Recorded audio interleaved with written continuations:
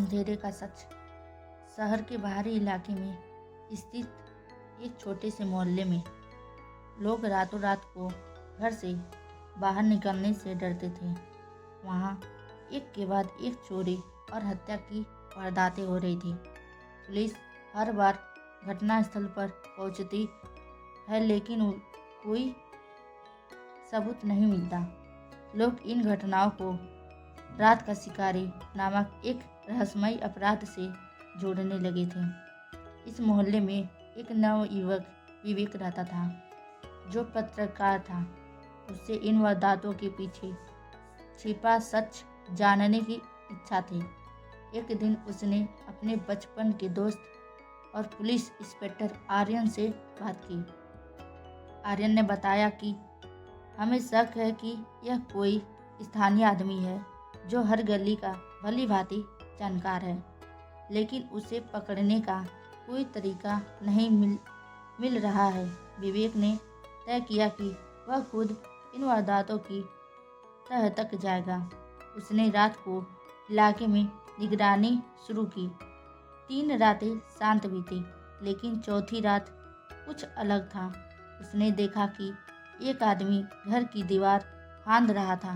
विवेक ने तुरंत आर्यन को फ़ोन किया और खुद चुपके से उस आदमी का पीछा करने लगा।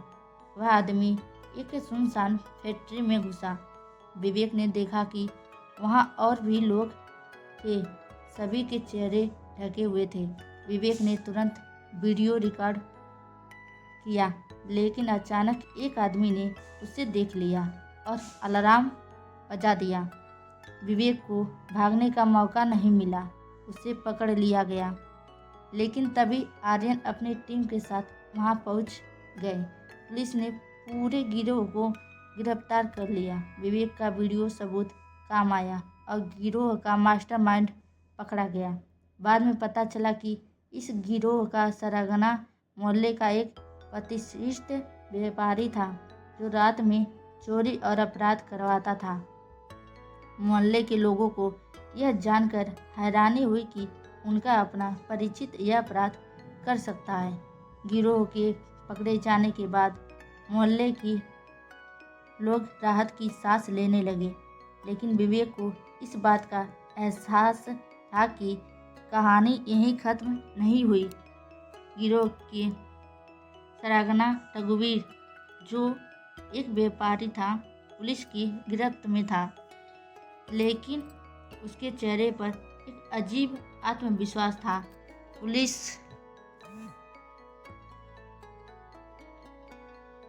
विवेक ने इस मामले की गहराई से जांच करने का फैसला किया। उसने रघुवीर की पृष्ठभूमि खंगालनी शुरू की।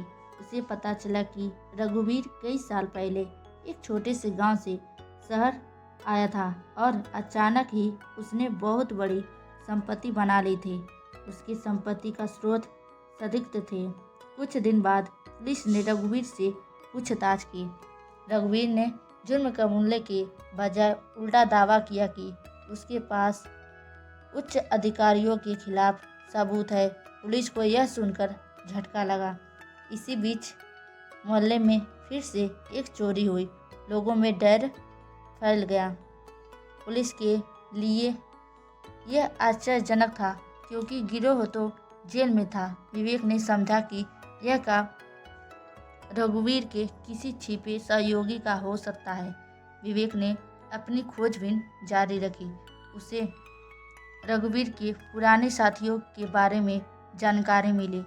इनमें से एक आदमी, जो पहले उसका ड्राइवर था, गायब था। विवेक ने उस आदमी की पता लगाने की कोशिश की। विवेक ने पाया कि रघुवीर का ड्राइवर रमेश चोरी की नई वारदातों को अंजाम दे रहा था। रमेश ने पुलिस से बचने के लिए हर बार वारदात को अलग अलग जगह पर अंजाम दिया, लेकिन विवेक ने रमेश की गतिविधियों का एक पैटर्न खोज लिया।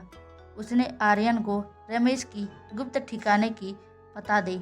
आर्यन पुलिस की टीम के साथ रमेश को रंगे हाथ पकड़ लिया। पूछताछ के दौरान रमेश ने खुलासा किया कि रघुवीर ने जेल से ही सारे निर्देश दिए थे। उसका एक छिपा नेटवर्क अब भी सक्रिय था, जो पुलिस और कानून से ऊपर उठकर काम कर रहा था। इस खुलासे के बाद पुलिस ने रघुवीर की जेल में सुरक्षा बढ़ाई, उसके खिलाफ और सख्त सबूत जुटाए। विवेक की साहस और चालाकी की बदौलत रघुवीर का पूरा नेटवर्क उजागर हो गया। पुलिस ने रघुवीर और उसके साथियों के खिलाफ पुख्ता केस बनाया, जिससे उन्हें कड़ी सजा मिली। मोहल्ले में एक बार फिर शांति लौट आई। विवेक की कोशिश ने न केवल अपराधियों को सलाखों के पीछे पहुंचाया, बल्कि लोगों को यह सीख दी कि न्याय के लिए एकजुटता और सतर्कता कितनी जरूरी है। सीख कभी कभी अपराध का जड़ खत्म करने के लिए गहराई तक जाना पड़ता है। न्याय के लिए सतर्कता और साहस ही असली ताकत है।